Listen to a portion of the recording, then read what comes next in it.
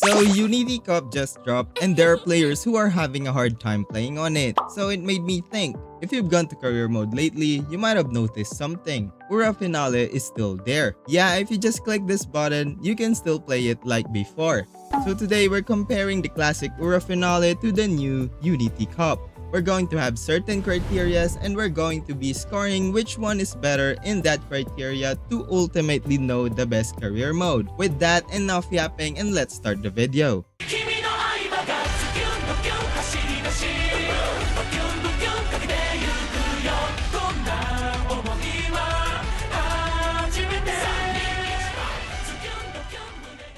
So for our first criteria, it's going to be training and facility leveling. Since they're mostly connected to each other, I'm just going to put them together. Rainbow training in Unity Cup and Ura Finale is basically the same. You need your Uma to reach Orange Friendship so you can perform Rainbow training. Gaining Friendship works the same in both career modes.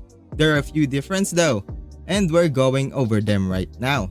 First is how it scales. As you know, Rainbow training scales heavily based on what level your facility is.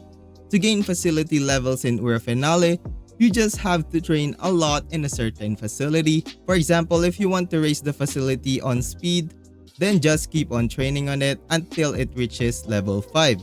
But in Unity Cup, facility level purely depends on the grade of your stat. If your speed is at grade F, your facility is level 1. Grade D or E puts it at level 2 and so on. This matters because whenever you train a single facility, you get multiple stats. For example, if you train your speed, your power also goes up. So you're hitting 2 birds with 1 stone. And if you focus on guts, you're hitting 3 stats: power, speed, and guts. So everything is leveling at the same time. But in Ura Finale, if you train speed, only the facility of speed goes up. So you're hitting 1 bird with 1 stone. In simple words, it's inefficient, and you still get the same rainbow training you're trying to achieve in Ura Finale. So for rainbow training and facility leveling, I will have to give the point to Unity Cup.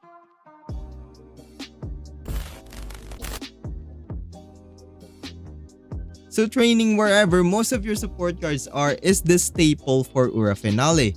But for Unity Cup, you also have to think about your other racers since you need to upgrade them to a somewhat competitive level, around C or B tier, to make sure they can beat Rico Kashimoto's team at the very end. And it's important to beat Rico's team because it gives tons of stats and buffs for your active Uma. So your main strategy here is balance. The first strategy, which is what I'm doing right now, is to get the majority of your support cards to rainbow training before I focus on training my actual racer Umas.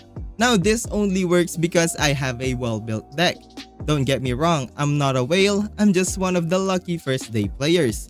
It's easier for me to follow this strategy because I can easily reach Orange Friendship thanks to the stat bonuses of MLB cards. For free-to-play players who don't have a well-built deck, what you need is to find the right balance. I can make a different video out of this, but basically, find where most of your support cards are during training. And check if there is a decent amount of runner Umas in there too so that you could also train them. Poaching other runners works well too since they scale off your stats so you'll get new runners at higher levels. And the biggest advantage in Unity Cup is Spirit Burst. As you know, Spirit Burst will be part of your strategy. Spirit Burst triggers when a certain trainer accumulates enough points, and it gives a burst of stats, basically another rainbow training, but not limited to your support card's preferred training. For example, if you're training for Virgo Cup, you probably won't bring a stamina card because you want to focus on other stats, so your stamina will fall behind. And with the requirements of 650 stamina for a mile race at 1,600 meters, you need a way to reach that.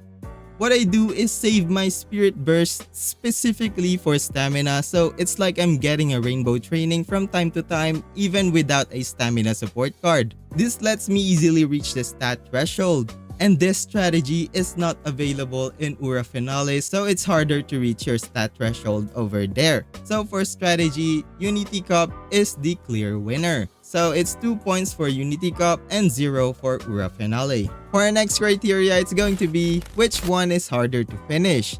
In Ura Finale, all you have to worry about is the race schedule. It's fixed, so you prepare by training normally, finish all the events, get to the Ura Finale, and boom, you're done. But in Unity Cup, not only do you have to worry about your active Umas races, you also need to train your other Umas to win team races. And you do not want to lose on those team races because there are only around 4 to 5 Unity Cup races. If you lose the majority of them, it's safe to say that your run has failed. So it's much harder. Most of the time, it's easy to win the early Unity Cup races because all you have to do is to just look at these signs. If most icons are circle or double circle, it's safe to go race in there. If they're triangle or X, skip and go for the lower challenges. Just doing this already helps you reach Riko Kashimoto's team, and once you're there, you want to spread out your good Umas. If you have 3 B-tier Umas, sometimes the auto placement tool puts them all on the same races. For example, they're all on medium. So all you have to do is to move them to other tracks to increase your chances of winning. So as you can see, Unity Cup is more complicated. So I think that it's safe to say that we can give the point to Ura Finale for being more consistent to finish. I do believe that once you get used to Unity Cup, it becomes much easier, so it's only hard because it's new. Next is we're going to consistency and RNG. Personally, when I'm training in Ura Finale, even if I succeed in training and beat Ura Finale, I still sometimes end up with a B+ Uma. But for some reason in Unity Cup, it feels like I could do no wrong. Every time I finish a run, I always get an Uma with at least an 1100 rating, and having an A+ rating is like a normal thing now, which doesn't always happen in Ura Finale. So it feels more worth it to use your daily borrows on Unity Cup, especially if you're playing PvP. The reason I think why this happens is because Unity Cup just hand feeds you a ton of stats. Another part of RNG is the Unity Cup team races. In Ura, you only have one race to worry about. Sometimes even an unstoppable Uma can lose due to RNG. But in Unity Cup, you now have to worry about 5 races. And you need to not get RNG'd in at least 2 of them.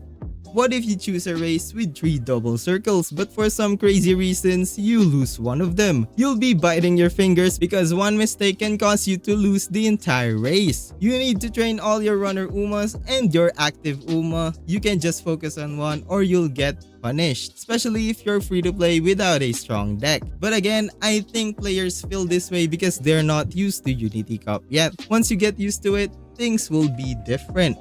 You'll care more about how much stats you get, not which mode is easier to finish.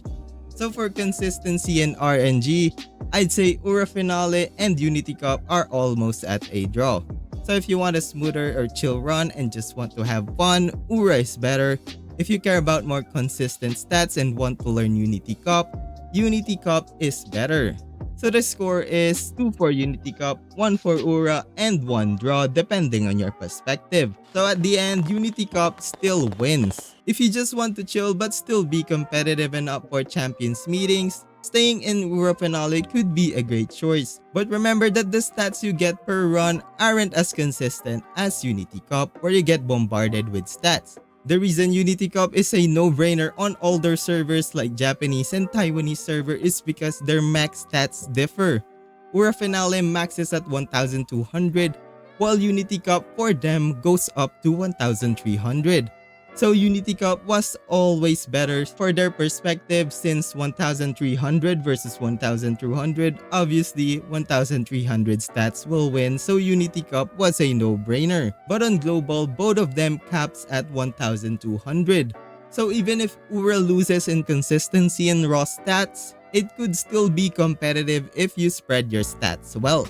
But you have to accept that someone who masters Unity Cup will have better stats than someone who masters Ura Finale. So if you're competitive, pick Unity Cup. But if you're just a casual player and you don't really dig Unity Cup, then it's fine to stay at Ura Finale. But still, I would recommend you to continue and learn Unity Cup if you actually want to consistently win. I hope that this answered your question and I'll see you in the next video.